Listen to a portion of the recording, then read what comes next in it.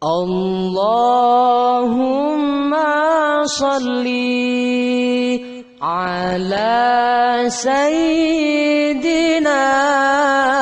Muhammad.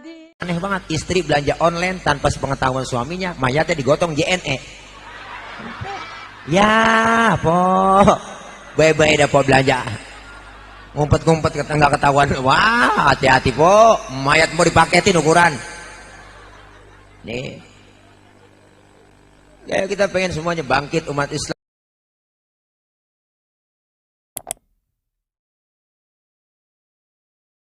Nabi pernah satu hari Rasulullah lagi mau sembahyang ke masjid, diludahin kok. Kan ingat tuh ceritanya, lewat masjid pinggiran gang, ludahin, nengok atas, ya Allah ada yang ludahin. Besok ada yang ludahin lagi, senyum lagi, ludahin lagi. Besok lewat lagi nggak ada yang ludahin, tangak tengok Nabi. Di pojokan pangkalan ada orang ngomong kongko, nengiat Nabi lagi ngapain sih, lagi tangak tengok aja. Biasanya lewat sini saya udah diludahin ini, sekarang udah nggak ada yang ngeludahin. Kemana orangnya kira-kira ya? Waduh, si Fulan ya Rasul. Kemana orangnya? Sakit ya Rasul. Sakit apaan? Ampem, meriang, panas dingin. Nabi buru-buru pulang, ambil makanan, nengokin yang sakit. Sampai depan pintu rumah yang sakit, beri salam itu Rasulullah. Assalamualaikum. Lagi sakit kekurup pak, lagi ngerengket aja kekurup, dia di atas balai pola kekurup aja, lagi ngerintih aja, kayak cebong, ngerintih. Assalamualaikum, siapa sih? Saya siapa? Muhammad mana? Muhammad Rasulullah, langganan ente. Kaget kata langganan. Rasulullah masuk ke dalam, dia bangun yang sakit dari duduknya, dari tidurnya, ngomong di hadapan Allah, di hadapan Rasulullah, sodakta ya Muhammad, engkau benar Muhammad, engkau yang setiap hari aku sakiti, engkau yang setiap hari aku ludahi. Sekarang satu pun teman belum ada yang nengokin saya sakit, kau lebih dulu nengokin saya. Sekarang saksikan Muhammad, asyhadu alla ilaha illallah wa asyhadu annaka Muhammad Rasulullah. Masuk Islam lantaran akhlak. Luar biasa Nabi akhlaknya. Maka maulid kita perbaiki akhlak kita. Rasulullah diutus nyempurnain akhlak. Akhlak kepada siapa? Pertama berakhlak kepada Allah, artinya perbaiki ibadah, kualitas iman takwa kita. Yang belum doyan ngaji, habis maulid ngajinya doyan. Amin. Biar ada bekasnya ini maulid. Maulid kagak mahal. Mahal ini maulid. Wah, dananya gede. Iyalah, tenda nyewa, sound nyewa tuh, tukang kamera sampai berapa biji. Yang moto-moto, yang jalan, yang standby di sini aja dia. Ini tenda, ntar makan, emang agak pakai makan lah. Tuh, bualnya gak ada 3, semuanya berapa? Guru-guru, banyak udah ukuran. Tuh, saya yang paling jauh, yang paling mahal. Iya kayaknya itu reka-reka doang, perkiraan aja gitu. Iya perkiraan aja itu mah ya Bang Haji Purwanto, perkiraan doang. Saya nggak boleh ngomongin gituan, guru saya ngajarin gue nggak boleh. Kalau ada kiai ceramah minta dibayar, dosa itu kiai. Itu guru saya ngajarin begitu. Kiai ceramah minta dibayar, dosa itu kiai. Lebih dosa lagi ngundang kiai nggak bayar. Itu yang saya ngeri. Itu yang saya ngeri kata guru saya. Itu mah kata guru saya. Tuh. Bu, nih masya Allah, ayo kita ngaji, kumpul dah kelar maulid. Kumpul di pengajian, ilmu ada, ibadah jadi bener. Alhamdulillah.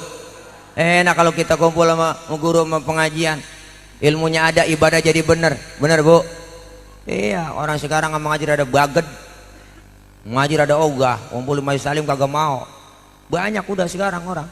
Kenapa? Udah lari dari ulama, lari dari majelis salim, nggak mau kumpul di pengajian. Karena terbukti, sayati zamanun ala ummati yafirruna minal ulama'i wal fuqaha. Bakal datang satu zaman nanti umatku di mana pada lari, merad, buron, mantok, becir. Ini bahasa udah banyak banget kok. Merad, buron, mantok, becir. Lari dari ulama, nggak mau kumpul di pengajian, jauh dari ulama. Ngeri, musibah turun buat kita. Diangkat keberkahan usaha kita. Usaha biar kata banyak, kalau nggak ada berkahnya percuma. Yang kedua, diberikan pemimpin yang zolim.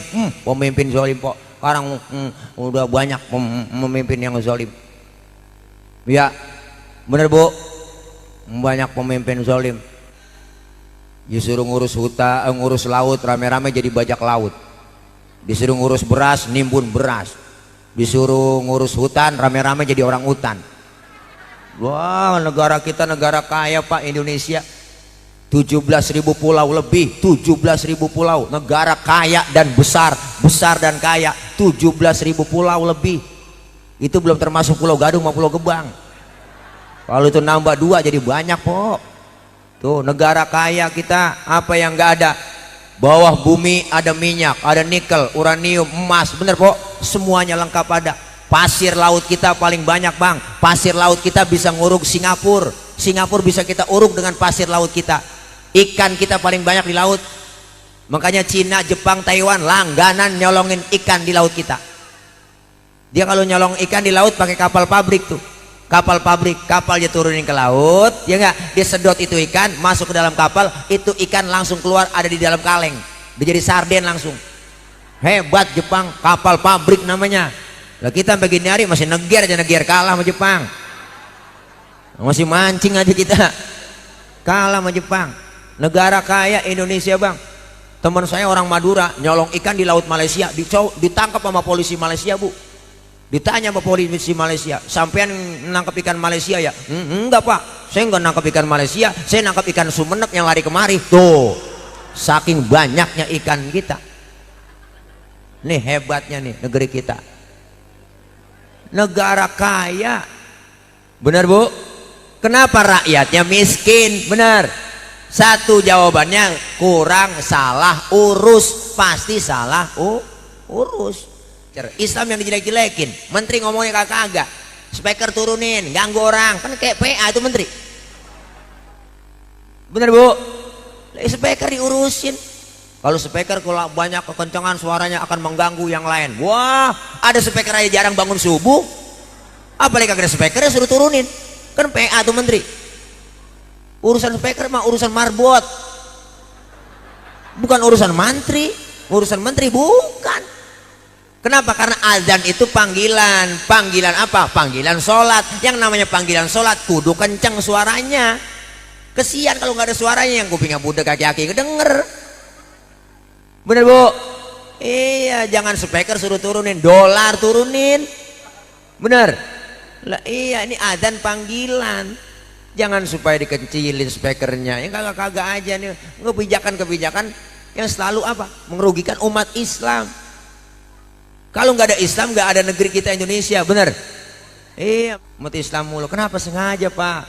Islam dihancurin melalui media, media dikuasain sama dia semua. Ya enggak, akhirnya kagak ada umat Islam bisa maju.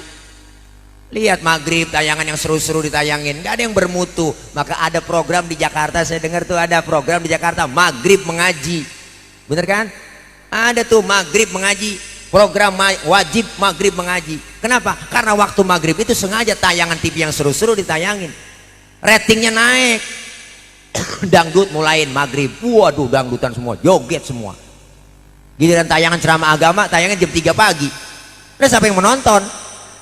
Burun gaok yang nonton. Ini rating jeblok ditaruhin kita. Anak-anak kita maghrib emak berebut remote. Sinetron udah lebay semua, gak ada yang bener. Walau kurung batang naik ke tiang listrik meledung. Sinetron sekarang begitu. Iya bu, ada mayat digotong kurung batang nyebur ke kali, habis dikuburin, udah dipendem nih, udah dipendem nih kuburin, meleduk kuburannya. Lebay itu bang, tuh sinetron azab ya bu ya. Maghrib, siang, sore, malam, subuh aja ada itu, sampai kehabisan judul udah. Kemarin judulnya aneh banget, istri belanja online tanpa sepengetahuan suaminya, mayatnya digotong JNE. Ya po, bye-bye dah po belanja, ngumpet-ngumpet nggak ketahuan. Wah hati-hati po, mayat mau dipaketin ukuran. Nih, kayak kita pengen semuanya bangkit, umat Islam bersatu, akhlak kepada Allah, perbaiki iman kita, akhlak kita kepada Allah, perbaiki ibadah. Yang kedua, berakhlak kepada siapa? Dianjurkan kita berakhlak kepada sesama kita. Islam mengajarkan kebersamaan, kekompakan, kerukunan. Kalau umat Islam kompak bersatu, insya Allah aman. 212 reuni kumpul, buktinya aman ya bu. Umat Islam kompak bersatu, rumput pun gak ada yang diinjak, cebong pada komentar kepanasan. Iya, paling juga katanya banyak kan goyang pocok-pocok. Le PA 14 juta yang hadir Monas, yang sembarangan. Tuh mana nggak ada yang keinjak semua, sampah bersih semua. Tuh menunjukkan umat Islam kalau kompak bersatu. Kenapa? Udah diajarkan di musola.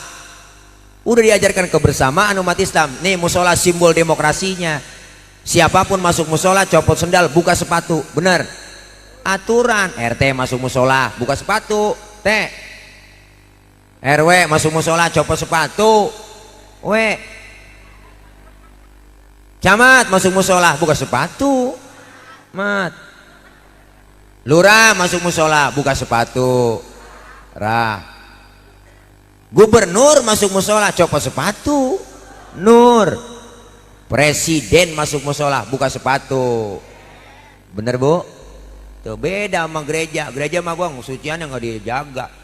Gereja gua sendal masuk, sepatu masuk, telotok masuk ke gereja. Kalau Islam udah dijaga kesuciannya lewat musola, masjid. Kalau sudah masuk ke masjid semua, musola, jangan ada yang usil. Orang mau datang dari mana kek? Lu datang dari mana bang? Gue dari Kidul, ngadep Ngulon. Lu dia dari mana? Dia dari Wetan, no, ngadep Ngulon. Lu dari mana? Gue dari Kulon, ngadep Ngulon juga lu. Semuanya sama di hadapan Allah, menyembah Allah Tuhan yang sama, menghadap arah kiblat yang sama, dalam sholat bacaannya sama, gerakannya sama, pun dalam sholat pakai bahasa yang sama. Ini makna bineka tunggal ika, beda tapi satu tujuan. Kacau sholat kalau pakai bahasa masing-masing. Rameh masjid, rameh musola. Orang Sunda takbir, Gusti Allah nu ageng. Malaikat nyaut nanaonan silaing euy. Yang Padang kencengan lagi, Allah nan gadang. Malaikat nyaut ranca bana. Kacau po, kacau udah. Nih, kalau sudah masuk ke masjid, masuk ke musola, jangan ngomongin soal warna kulit.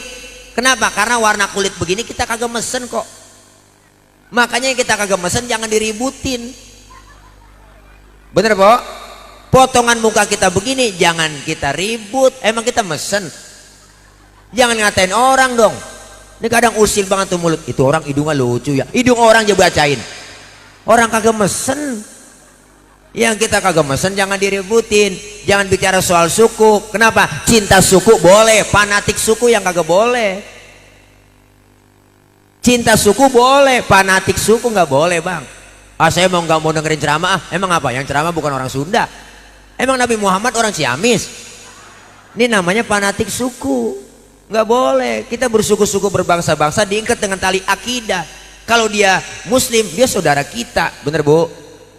Tuh kacau sholat kalau semuanya masing-masing berribut soal suku. Makanya Betawi kagak boleh ribut sama orang Jawa. Jangan ribut. Kalau Betawi ribut sama Jawa kontrakan kosong lah, siapa yang mau ngontrak?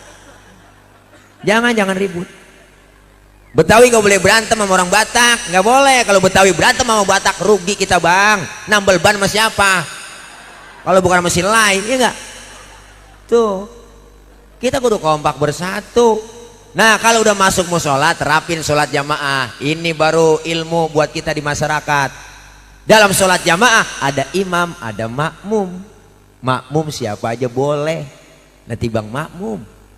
Ustadz itu kan dia tukang mabok, boleh nggak jadi makmum? Lah boleh, tibang makmum. Bacanya kagak pas ya Ustadz, boleh, boleh.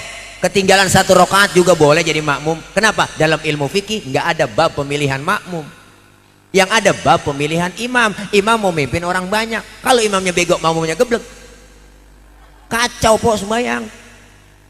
Sebab kejadian dulu tahun jebod, ada 4 orang goblok bayang di musola. Musola udah tua, atas pagar banyak tikusnya. Yang satu jadi imam, yang 3 jadi makmum. Lagi atahiyat itu tikus jatuh di depan imam. Gede, botak. Profesor tikus. Kaget tuh imam mau atahiyat ngomong atta, tuh tikus jatuh. Batal gak bu? Batal gak bu? Batal lah. 2 kalimat berturut-turut di dalam sholat selain bacaan sholat membatalkan sholat. Temennya yang belakang maksudnya bagus, mau negor sang imam, karena nggak tahu ilmunya dia nyolek. Lagi sembahyang kagak boleh ngomong. Berapa yang batal udah bu? 2. Temennya yang tengah nyikut, lu juga ngomong. Nah 3 udah batal. Yang 1 harusnya selamat ini dia. Dia nyaut, untung gue